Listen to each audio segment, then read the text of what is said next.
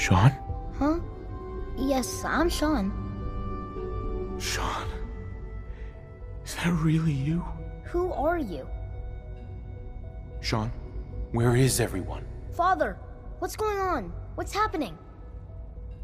Shaun, are you okay? You're not hurt, are you? What's going on? Father? Father! What do you want me to do, Shaun? What can I do? I don't know you. Go away. Father! Father, help me! There's someone here, help me! Who is Father? Where is he? Father? Father, help me! He's trying to take me! Father? Father, help me! Shaun. S923, recall code Cirrus. Fascinating, but disappointing. The child's responses were not at all what I anticipated. He's a prototype, you understand. We're only just now beginning to explore the effects of extreme emotional stimuli. Please try and keep an open mind. I recognize that you are emotional, and that your journey here has been fraught with challenges. Let's start anew. I am Father. Welcome to the Institute. Father? That's your name? Your title? Father is my unofficial title. It's what I've come to mean to the people of the Institute, just as you mean to your son, to Shaun. I'll make this very simple. Where is my son? He's here, in the Institute. Closer than you think. But I need you to realize that this situation is far more complicated than you could have imagined. You have traveled very far, and suffered a great deal to find your son. Well, your tenacity and dedication have been rewarded. It's good to finally meet you. After all this time, it's me. I am Shaun. I am your son. How is that even possible? I know this is a lot to take in. In the vault, you had no concept of the passage of time. You were released from your pod and went searching for the son you'd lost. But then you learned that your son was no longer an infant, but a 10-year-old boy. You believed that 10 years had passed. Is it really so hard to accept that it was not 10, but 60 years? That is the reality, and here I am, raised by the Institute, and now its leader. But why? Why take a child? Why take you? Ah, now that's the question, isn't it? Why me? At that time, the year 2227, the Institute had made great strides in synth production.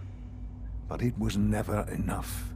Scientific curiosity and the goal of perfection drove them ever onward. What they wanted was the perfect machine. So they followed the best example thus far. The human being, walking, talking, fully articulate, capable of anything. Human synths? Really? Human-like synths. A great distinction. The Institute endeavored to create synthetic organics. The most logical starting point, of course, was human DNA. Plenty of that was available, of course. But it had all become corrupted. In this wasteland, radiation affected everyone. Even in their attempts to shield themselves from the world above, members of the Institute had been exposed. Another source was necessary. But then the Institute found me, after discovering records from Vault 111. An infant, frozen in time, protected from the radiation-induced mutations that had crept into every other human cell in the Commonwealth. I was exactly what they needed. And so it was my DNA that became the basis of the synthetic organics used to create every human-like synth you see today. I am their father. Through science, we are family. The synths, me, and you. And you've been down here the whole time? I have. Yes. I know you must have questions. Please. Anything I can do to help you understand. Kellogg. He worked for you? Kellogg. He was an Institute asset long before I arrived here. It wasn't until I became director that I learned of all the things he'd done. What kind of man he was. You knew the man was a psychopath, but you used him anyway?